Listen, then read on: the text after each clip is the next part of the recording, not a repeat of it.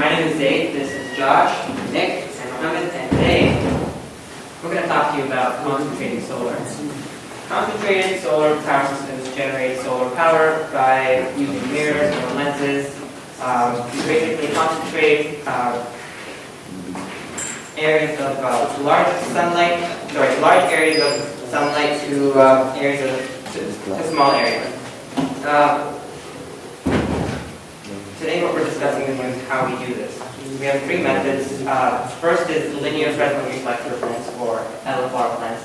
Second, parabolic trough plants. And finally, solar power tower plants. So these are the three methods, and they do one main job. That is to concentrate solar energy. So here's where I give you, in one sentence, a brief overview of what exactly concentrating solar power plants are. Basically, they extract energy from the sun, and they direct it or focus it to somewhere else. Now, the names of these methods basically give away most of exactly what or how you use them. For example, linear Fresnel reflector plants use a linear path to focus the energy. Parabolic trough plants use a curved path. And solar power tower plants use basically a bunch of mirrors, and they concentrate the energy at a single large tower in the center. But of course, you're going to learn about more of this as the presentation rolls along. So right now, I'll send it to Josh, who's going to talk about LFR plants. Okay. So as Dave mentioned, one of the ways we can harness the sun's energy is through the use of linear Fresnel reflector plants. These utilize long, thin strips of mirrors, all concentrating the sun's rays onto a centralized absorber tube above the collectors. These tubes can concentrate the sun's intensity by as much as 30 times. The collected energy is then transferred to a thermal fluid, usually an oil, and is capable of remaining liquid at very high temperatures. The now heated thermal fluid is then used to power a steam turbine operating on a Rankine cycle. However, linear Fresnel reflector plants are not without their own faults. Cons include that they require large amounts of land and large amounts of water to keep the reflectors clean. In addition, it can be very difficult to aim the reflectors throughout the day as the sun moves. The first commercial use of this plant was in 2009 by a German company called Novatech Biosol, who developed a plant capable of producing 1.4 megawatts of power, utilizing 18,000 square meters of land, so quite a lot of land for just a little bit of power. For reference, 1.4 megawatts of power is equivalent to power usage of about 230 average-sized homes. After the success of their first plant, they developed a second plant in 2012, capable of producing 40 megawatts of power. Today, the largest power plant in the world of linear Fresnel reflector type resides in India, producing 125 megawatts of power. And that's equivalent to about 20,000 homes, average-sized homes. And they have plans to develop an even bigger plant of 250 megawatts of power in a couple of years. Now on to parabolic trough plants. They work similarly to linear Fresnel plants, except for the fact that the reflective surface is in a parabolic shape. The parabolic design of the concentrator is able to reflect about 1/3 of the total solar energy hitting the reflector, and this energy is used to heat up a tube filled with molten liquid, usually molten salt. The reason molten salt is used is because it's able to remain in the liquid state while at 400 degrees Celsius.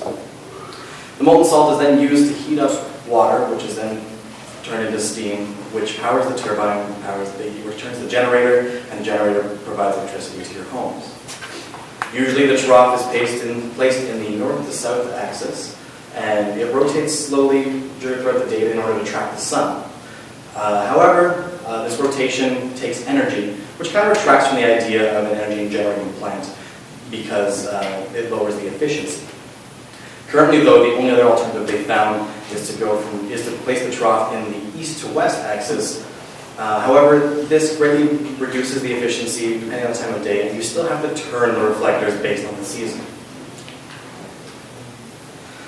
The process is quite economical, and the thermal efficiency of heating the pipe actually is about 60 to 80%. However, on the entire plant scale, the overall efficiency from collector to grid can run about 15%, which is quite comparable to traditional solar panels. Parabolic trough plants are currently the most developed solar concentrated power plant, with many plants all over the world. Of the top 10 concentrated solar power plants, 9 of them are parabolic trough plants, including one 360 megawatt solar energy generating system power plant in the Mojave Desert in California. This is enough to provide electricity for upwards of 200,000 homes.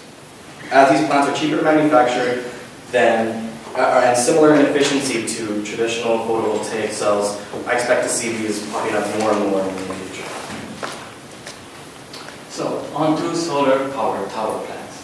Before I begin my part, I would like to ask you guys a question. Have you ever tried to kill an ant using magnifying glass?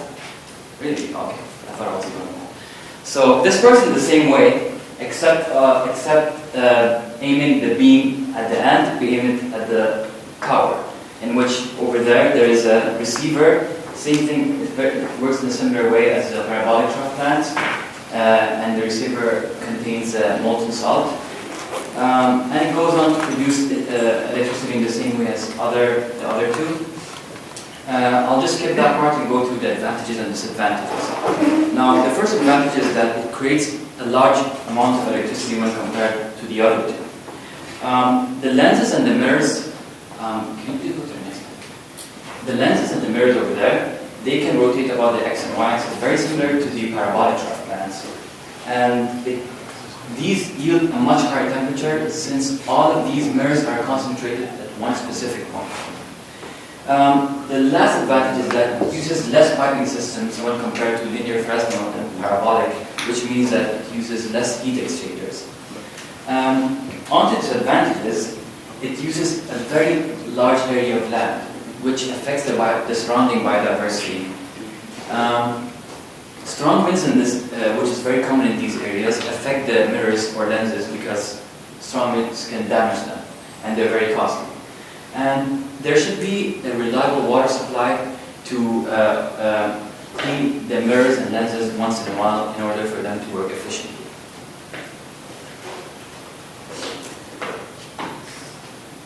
Okay, so for now, we're going to open the floor up for any questions before we do a quick recap. Any questions? Yeah. Yeah, so I have a quick question. So, since there's a lot of solar energy and everyone knows what solar energy is, so why is no one implementing this, whatever you guys said? I know you said in California, but then why not? There's actually upwards of, I think, 20 plants of these in California. The biggest issue is that big, it's 361 megawatt plant actually takes up 1,600 acres. So I think it's more justifying land versus energy and still transferring from non-renewable resources. We're still in the process of doing that. Another thing is that storing the electricity is kind of a big deal because a lot of research is going into what type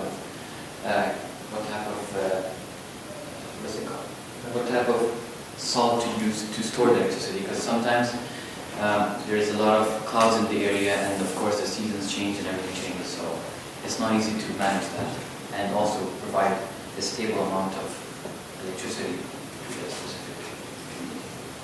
Okay, so we have around a minute.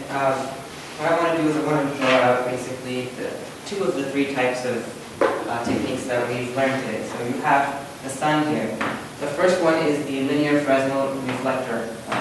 So these sun rays come down, and then they're basically concentrated back to one point. The parabolic trough uses a curved path. You have your sun rays come down, and then bounce right back to one point if it was unclear.